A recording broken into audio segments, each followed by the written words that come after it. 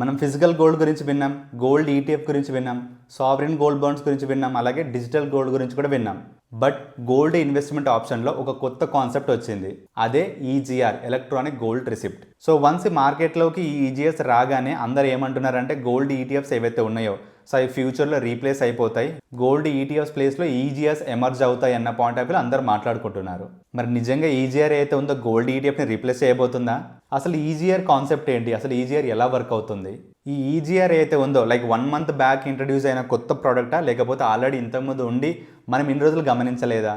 ఇంకో biggest question, మన దగ్గర గోల్డ్ ఈటీఎఫ్ ఇన్వెస్ట్మెంట్ అయితే ఉందో దాన్ని మొత్తాన్ని అమ్మేసి, అంటే మొత్తాన్ని లిక్విడేట్ చేసి మరి ఈజీఆర్లో ఇన్వెస్ట్మెంట్ చేయాలా? సో వీటన్నిటి గురించి మాట్లాడుకుందాం. అసలు ఈజీఆర్ అంటే ఏంటి, అది ఎలా వర్క్ అవుతుంది?